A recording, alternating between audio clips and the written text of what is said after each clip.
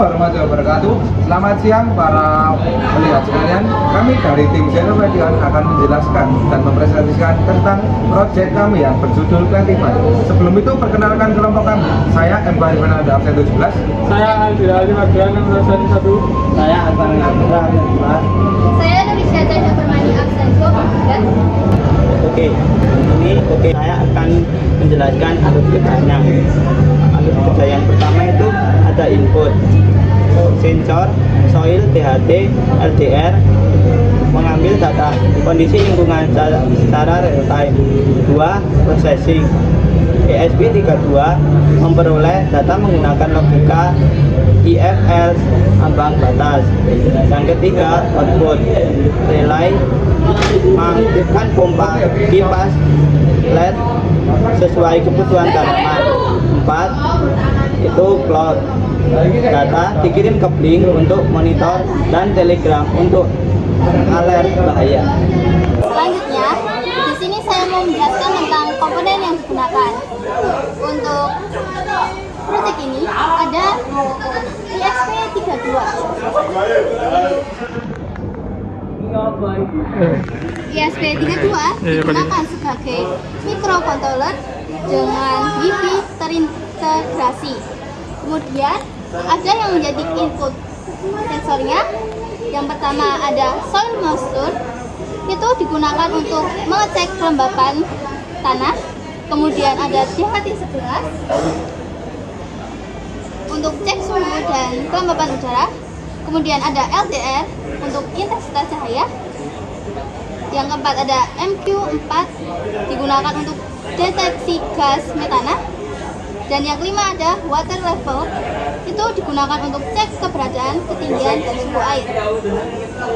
Untuk selanjutnya ada output. Untuk output yang pertama ada water pump, digunakan untuk penyiraman.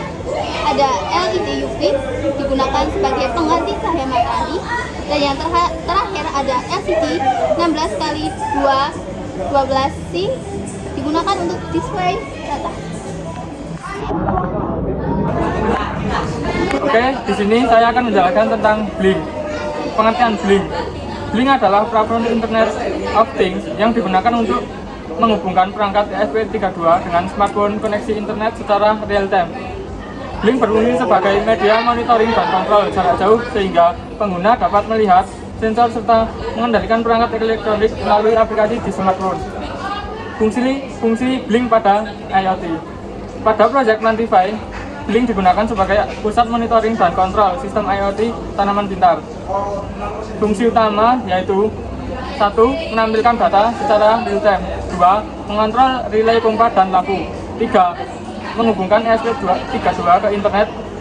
4. Menyimpan data sensor yang nantinya digunakan sebagai clustering.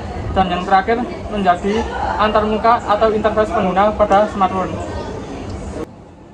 Oke, di sini saya akan menjelaskan penggunaan Telegram pada proyek Plantify saya. Pengertian Telegram. Telegram adalah aplikasi pesan yang digunakan pada proyek Plantify sebagai media notifikasi otomatis dan kontrol perangkat berbasis bot. Bot Telegram memungkinkan ESP32 mengirim pesan otomatis dan menerima perintah pengguna melalui chat.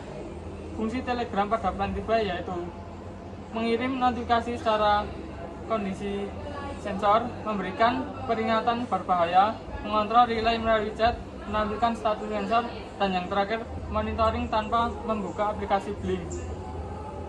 Contoh notifikasi pada sistem Telegram. Di sini adalah contoh notifikasi yang terdapat pada Telegram Project Plantify. Ini notifikasi.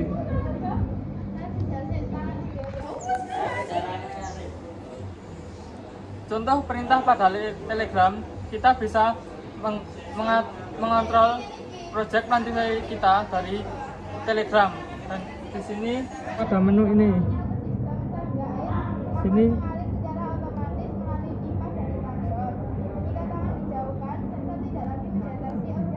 nah, di sini kita bisa melihat status, menyalakan pompa, mematikan pompa, dan yang lain-lain.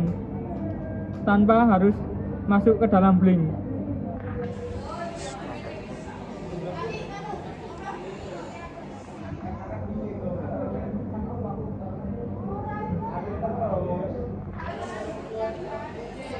Hasil dari penggunaan Telegram yaitu pertama, monitoring lebih praktis. Kedua, sistem dapat memberi peringatan otomatis.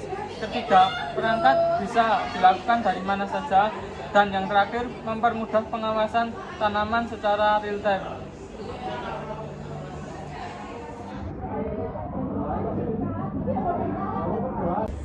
Oke, yang selanjutnya kita akan mencoba melakukan sedikit penjelasan dan presentasi tentang clustering. Dimulai dari pemahaman data, ekspor data, sampai menjadi clusteringnya nanti. Oke, sebelum itu, apa itu clustering? Clustering adalah sebuah pemisahan antara data. Jadi nanti data-data tersebut dikelompokkan menjadi sifat-sifat tertentu. Kayak semisal suhu ini di cluster mana, terus kondisi ini di cluster mana. Kita langsung masuk aja gimana untuk clusteringnya. Clustering. Jadi di clusteringnya untuk quantify nanti ada beberapa variabel atau parameter yang digunakan seperti temperatur atau suhu udara, humidity atau tingkat kelembapan udara, light atau tingkat kecerahan lingkungan, soil moisture untuk kelembapan tanah, dan gas empty core untuk kualitas udara. Sebelum melakukan clustering tentunya kita membutuhkan yang namanya data mining, yaitu untuk menyimpan data sebuah data kumpulan data dari Blink tersebut ke sebuah datasheet yang kali ini kita menggunakan spreadsheet. Gimana caranya? Yang pertama kita bisa mengambil sebuah API dari Blink sendiri, yaitu di developer tools, testing, dan API, lalu API get value. Di situ kita bisa melihat token atau API yang diberikan, dan kita bisa masukkan tersebut dikombinasikan dengan Google Script. Setelah kita jalankan beberapa kali Google Script-nya, Google Script akan melakukan run atau eksekusi. Seperti di sini sudah melakukan beberapa eksekusi, dan data juga akan muncul di spreadsheet-nya. Untuk spreadsheet-nya sendiri di sini memiliki banyak sekali datasheet seperti contoh water level, temperatur, humidity, light, soil moist, dan lain sebagainya. Datasheet ini kemudian tentunya akan diolah di dalam clusteringnya nanti. Karena dalam bentuk datasheet yang dimana data tersebut lebih dari satu data. Seperti contoh kita di sini menggunakan kurang lebih 1000 data yang dikombinasikan untuk menjadi datasheet dan akan diolah selanjutnya. Selanjutnya kita bisa masuk untuk bagian clusteringnya. Yang pertama-tama tentunya kita harus memuat atau memasukkan data yang disimpan di Google Drive tadi agar bisa diakses oleh Google Colab dengan cara mount Google Drive-nya. Terus yang kedua kita bisa import library Python yang akan digunakan seperti misal library Pandas, NumPy, Sequon, Matplotlib, Matplotlib, Python, dan Tinker. Selanjutnya kita juga pakai scaler. Soalnya kenapa? Di sini kita juga menggunakan clustering, yaitu untuk preprocessing, decomposisi, dan cluster untuk k-means-nya. Selanjutnya kita muat datasetnya ke dalam bentuk Excel. Karena tadi masih berbentuk data di spreadsheet, kita harus memasukkannya dalam bentuk data dalam bentuk JSON. Ya, di sini kita simpan datanya dengan nama data. Untuk datanya seperti ini masih dilihat karena masih berupa data mentah, dia masih nilainya 0, yaitu kosong. Selanjutnya kita masuk ke data understanding, di mana proses ini kita akan memahami tipe data, karakteristik fitur, dan korelasi antar fitur. Yang pertama di sini kita bisa melihat karakteristik tiap fiturnya.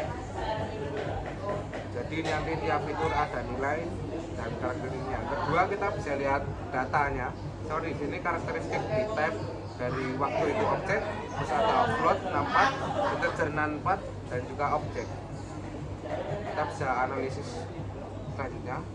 Terus juga ada di bagian kolom, yaitu ada count atau jumlah yang ditampilkan, data yang ditampilkan, ada min atau rata-rata, STD atau standard value, minimum atau data minimal 25% atau 75% ini adalah rata-rata nilai dari 25% sampai 75%. Kemudian atau max, ada nilai maksimal juga. Terus coba kita print data, tiap datanya ini kira-kira ditampilkan berapa. Kayak di sini di temperatur suhu 27,4 itu ditampilkan 510 kali, artinya dia tetap stabil. Beda dengan suhu jika 1,8 ya hanya ditampilkan satu kali. Untuk lebih mudahnya kita bisa lihat visualisasi berikut, di mana jika kita menggunakan temperatur sebagai X dan U sebagai count, kita bisa melihat kalau suhu 27,8 sampai 27,9 itu memiliki rentang nilai terbanyak. Kita coba menggunakan visualisasi bentuk lain. Kita di sini menggunakan color bar, yang dimana kita menggunakan soil moisture sebagai rata-rata nilai dan temperatur atau humidity kita gunakan sebagai nilai ke atas. Kita lihat seperti itu. Selanjutnya korelasi. Di sini ada yang korelasinya 1 sampai korelasinya minus karena memang tidak berhubungan. Kita bisa lanjut saja. Ini adalah kolom numerik untuk korelasi dalam bentuk visualisasi. Datanya masih sama, cuma bentuk penampilannya yang berbeda. Kita masuk selanjutnya itu data preprocessing, di mana data ini kita bisa melakukan penyederhanaan data menggunakan PCA dan scaling. Kenapa harus disederhanakan? Data sendiri itu masih bentuk mentah, jadi harus diolah. Seperti untuk scaling, kayak semisal kalau kita punya suhu yang maksimal mungkin cuma di 35, kita bandingkan dengan lag yang sampai 100 itu kan sangat tidak mungkin. Makanya kita di sini melakukan scaling agar nilainya itu sama, dan ketika di scale lebih jauh dia tetap konsisten nilainya seperti itu. Saya lihat seperti ini. Di sini juga menghapus nilai yang tidak perlu, membersihkan nilai, terus standarisasi atau data scaling, terus menyimpan data. Di sini visualis data untuk sebarannya.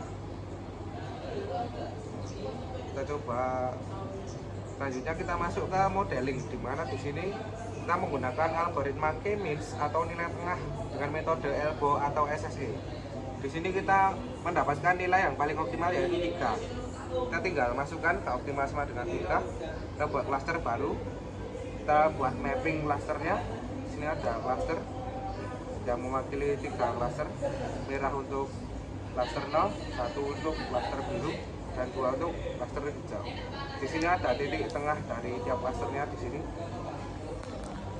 Ini untuk iklim mikro. Ini new data yang di display. Di sini statistik tiap klasternya, jadi nanti ada penjelasannya masing-masing tiap klaster. Untuk kesimpulan, klaster 0 sendiri merupakan kelompok kondisi lingkungan dengan suhu yang tinggi dan kelembapan tanah yang sangat rendah atau kering. Untuk klaster 1-nya merupakan kelompok kondisi lingkungan dengan suhu yang stabil atau ideal dan kelembapan tanah yang sedang hingga tinggi dalam tanda kutip optimal. Untuk klaster 2 sendiri merupakan kelompok kondisi lingkungan dengan suhu yang stabil rendah serta kelembapan tanah dan kadar gas yang sangat tinggi atau saturasi maksimal, yang dimana ini sangat tidak optimal untuk tanamannya, jadi tanamannya nanti bisa mati. Ini ada analisis detailnya untuk temperatur berapa, humidity berapa, light berapa, dan kalau divisualisasikan hasilnya bakalan seperti ini. Ini untuk cluster 0, cluster 1, dan cluster 2.